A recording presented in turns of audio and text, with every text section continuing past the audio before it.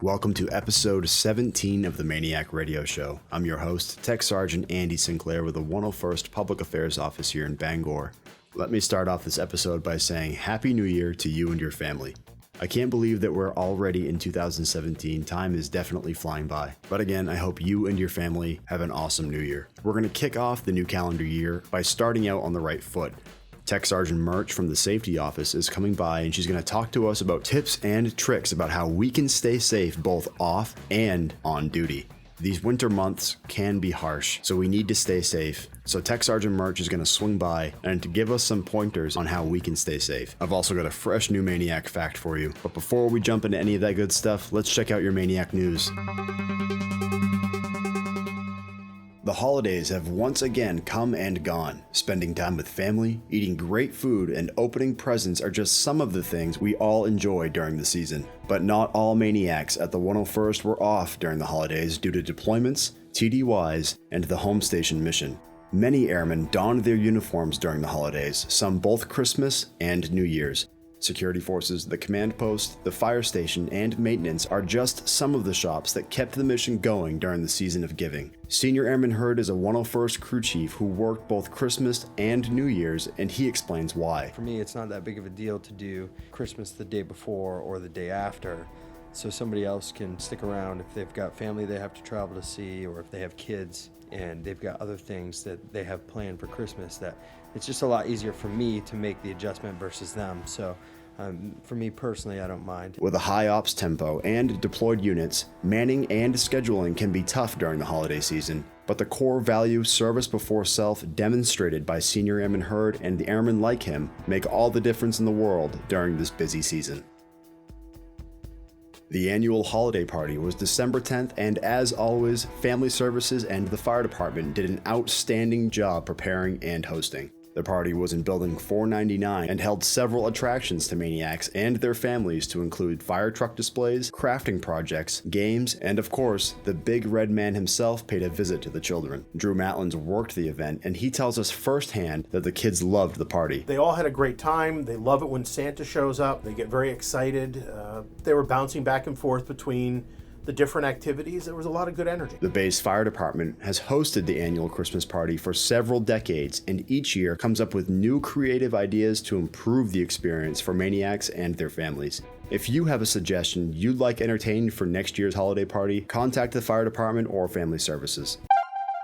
And that's it for your MAINEiac news. Keeping you up to date is our mission.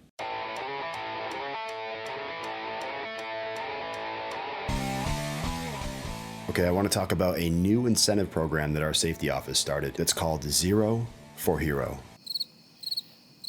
Wait, is that right? No, it's Hero for Zero. It's an incentive program where just by being safe or stopping an act that is unsafe, you get a prize.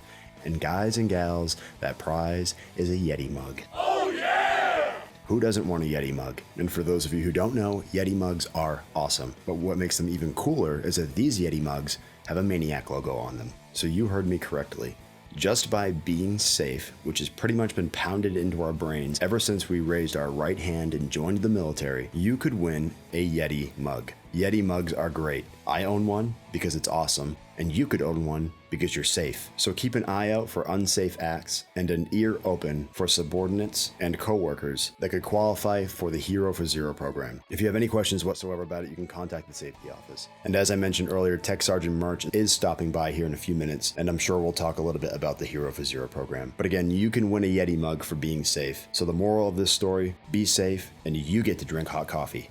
Also, winter is here, and with it, the nasty weather. I'm not going to mention to make sure you're staying safe on the roads because I'm sure you hear that enough already. But what I do want to mention is that everybody out here at the 101st should know your parking lot plan. If you don't, you should contact your building manager. But again, winter is here, and our plow trucks can't plow your parking lots if everybody's scattered about. So make sure you know your parking plan so that those parking lots can get cleared out. And speaking of plow trucks, I want to give a shout out to all of the state employees that operate those plow trucks. It's only the beginning of January, but already we've been hammered with a few different storms, some with fluffy white snow, some with heavy snow, and occasionally some of the really, really nasty stuff. But it's the state employees that work with us here on base that make sure that those roads are cleaned and clear so that when we come to work, we get here safely and on time. So if any of the state employees listen to the MAINEiac Radio Show, I want to say thank you from all the Maniacs. And TSgt Murch is here now, so let's bring her in.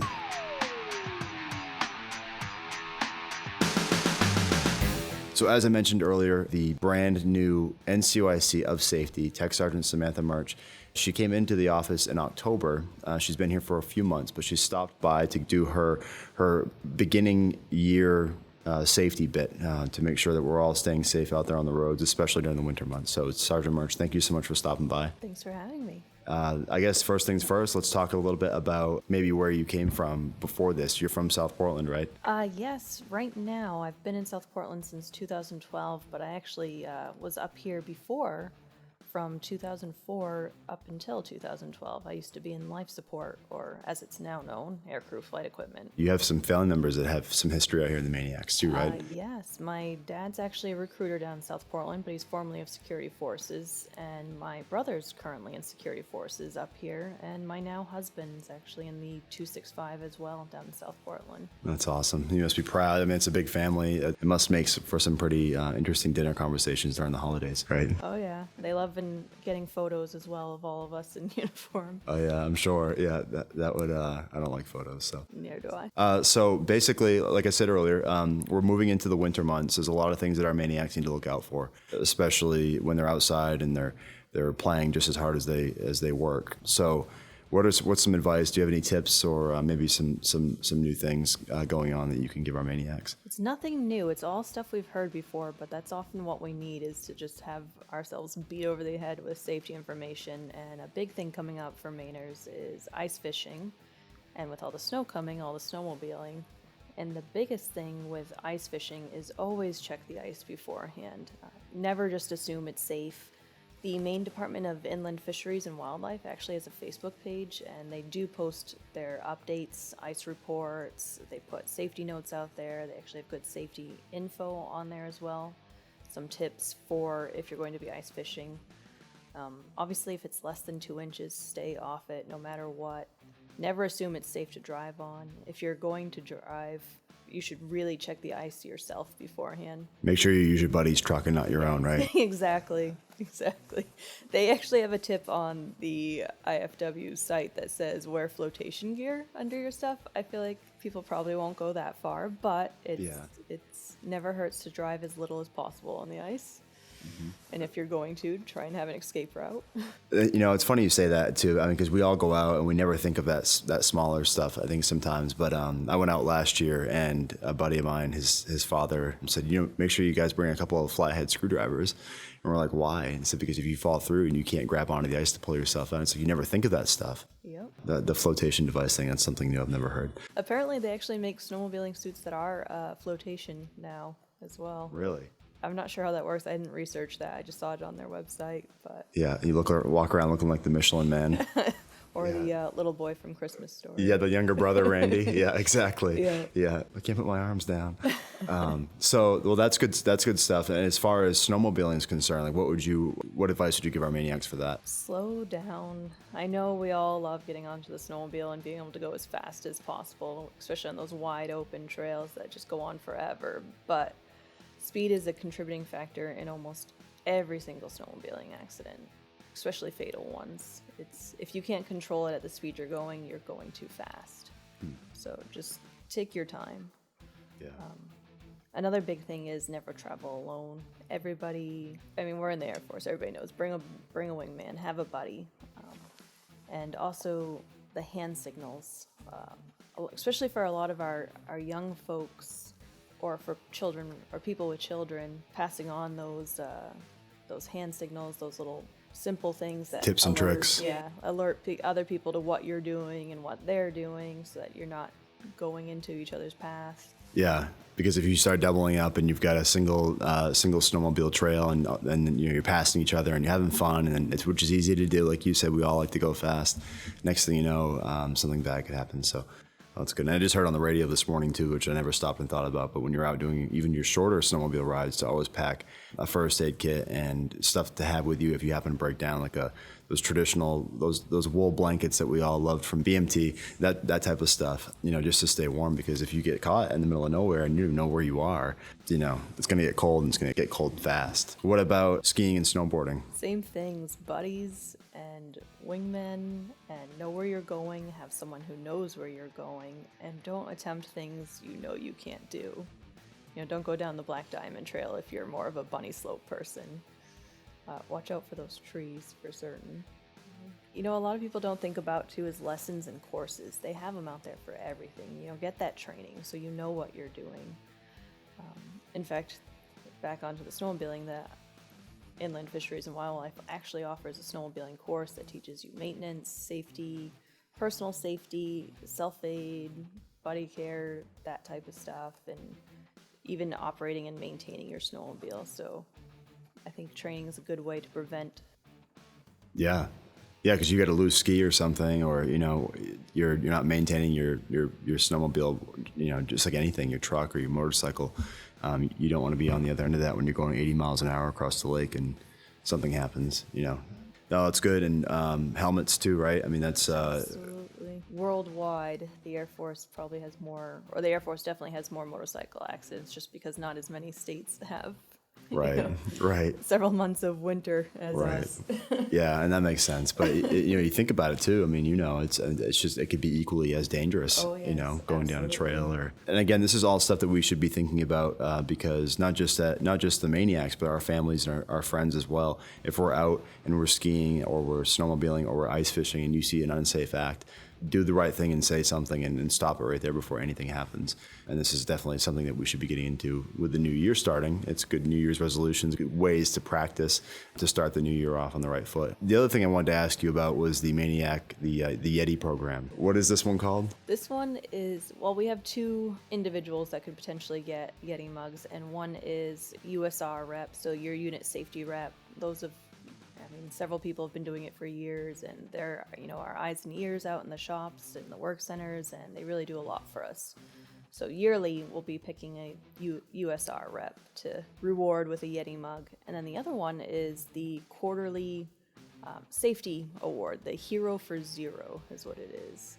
And that's just someone, it could be anyone out there who's done something to help prevent a mishap or make safety a little bit more part of our culture out here.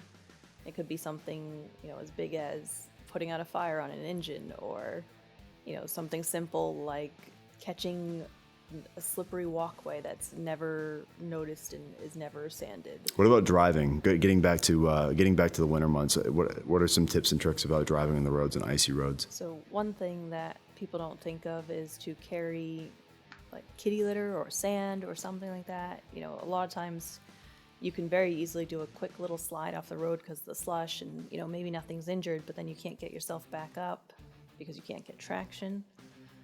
The other thing is give yourself lots of time. I mean, it's something we all know and we never do, and then we worry we're going to be late, but it's better to be late than to not show up at all. So just always give yourself extra time and take your time and be defensive driving, and if it's not necessary for you to go out, don't. Yeah, and especially this time of year, I think we feel, not just as Mainers, but as just in our culture, that we feel like we're rushed around in this time of year with the holidays, and we got to get here and go there and all these different places. But like you said too, I mean, it's all stuff that we've been practicing and we've been preaching forever, but it still happens, and it's going to continue to happen. But the only way it's not is if we all stop and say that we're going to be a little more safe on our day-to-day activities. Was there anything else you wanted to add? Just, be safe out there, and if something happens, let us know. We're not going to punish you for it or yell at you or anything like that. We just want to help prevent it from happening to someone else. Exactly. And again, that's what we strive to do is, you're not out, you don't come to work, you don't put the uniform on you're not in it for yourself. You're in it for the bigger picture, and you're in it for your wingman, as you said earlier.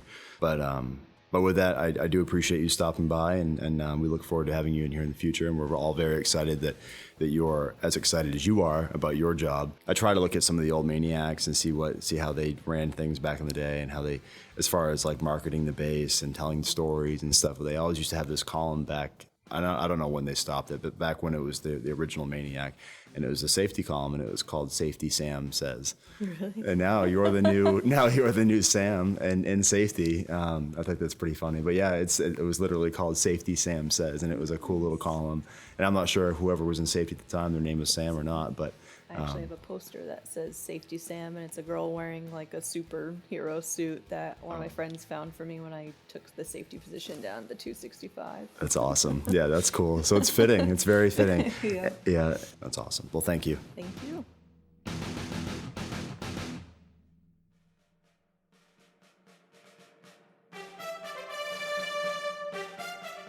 And here we go again with another MAINEiac Fact. Episode 17's MAINEiac Fact is brought to you by the 101st Operations Intelligence Shop. The success of any mission depends just as much on the planning and intelligence behind it as the airmen who are carrying it out. Working as part of a team, operations intelligence specialists analyze raw data, looking for usable intelligence. Fulfilling a critical role, these experts receive, analyze, report, and disseminate information for key elements to help ensure our airmen have the intelligence they need to remain safe and successfully complete their missions. For more information on how you can become a 101st Operations Intelligence Specialist, contact your local recruiter. And here's your MAINEiac Fact. The mission at the 101st Air Refueling Wing is not only made capable and successful by its airmen, but also its state employees. There are over 60 state employees here at the wing, and their jobs consist of admin, accounting, property management, maintenance, roads and grounds, trash pickup, carpenters, plumbers, electricians, HVAC, and so much more. These state employees work round the clock to ensure that everybody here at the wing can not only complete their jobs on a daily basis, but do it comfortably and safely. We as MAINEiacs owe them our gratitude for their professionalism and dedication for maintaining the wing and its facilities.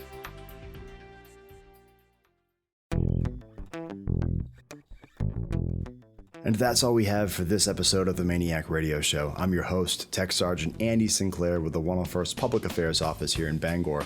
The MAINEiac Radio Show is a bi-weekly podcast, so make sure you hit that subscribe button to ensure that you're notified when a new episode comes out. Something I forgot to mention earlier about the Hero for Zero program is that Safety has already selected 2 recipients for the Yeti mug, one being Master Sergeant Thompson and another being Tech Sergeant Robinson. So congratulations to both of you on your hard work and ensuring that we all stay safe. Enjoy that hot coffee.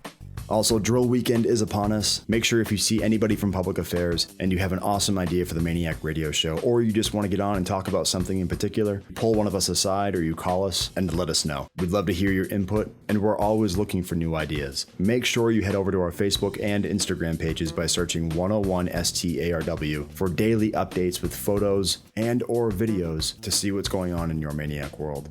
Go check out the Vice Wing Commander's official Facebook and Instagram pages too by searching CV.101ARW. That's CV.101ARW. He takes some really awesome photos, so go check out his pages. And as our public affairs officer would say, we hope y'all have an awesome drill weekend. So long.